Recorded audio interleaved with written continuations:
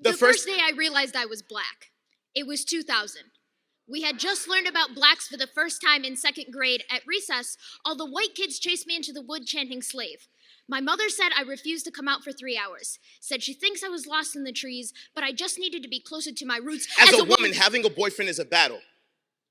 If 70% of us are abused in a lifetime, what is the number of men doing it? The answer is not one man running faster than light to complete a mission, and that is what leaves me sick. The second day I realized I was black was in a gas station. I only had 25 cents, so I searched what to spend it on. The cashier floated from aisle to aisle, eyes fixed on my hands. That was the first time I realized skin color was a crime. My body has become cause to write legislation, cause for ass smacks in the back of a class. My body has demanded everything except respect. I've been asked, what makes you feel unsafe? And I struggle not to yell. Everything. The third day I realized I was black was in an all-white cafeteria. I gathered my legs under me, made rockets on my feet, and approached a girl. She told me she was not into my type of guy. I felt the words shoot daggers into my melanin. I have never wanted to disappear so bad.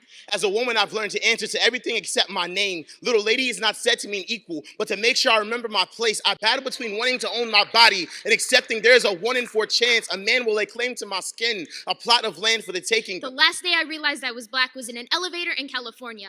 To the white woman that told me she knows what it feels like to be black because she grew up poor, I would tell you to think before you speak, but your mind has got to be bacteria infected, and any filter through that labyrinth of nothingness might be worse than no thought at all. There's a group of women going around the room sharing their personal definition of feminism. He is the only man in the room, and all of a sudden, the tone switches to destroying the patriarchy by annihilating all men. Do you know what it feels like to be black? To pop-lock your way in and out of hugs, it is not a problem you want to sympathize. But to tell me you know my pain is to stab yourself in the leg because you saw me get shot. We have 2 different wounds, and looking at yours does nothing to heal mine. Never will I turn away an ally. But when a man speaks on my behalf, that only proves my point. Movements are driven by passion, not by asserting yourself dominant by a world that already put you there. You speak to no pain, you only fathom because we told you it was there. You know nothing of silence until someone who cannot know your pain tells you how to fix it. Every day is a crucifixion when there is no regards for lines crossed. I fight so my voice can be heard. I fight for the voices you silence, all in the name of what is right. The problem is you assume this struggle is attached to a social class. I am black and bold and beautiful by nature. Ain't no income that can change that. The problem with speaking up for each other is that everyone is left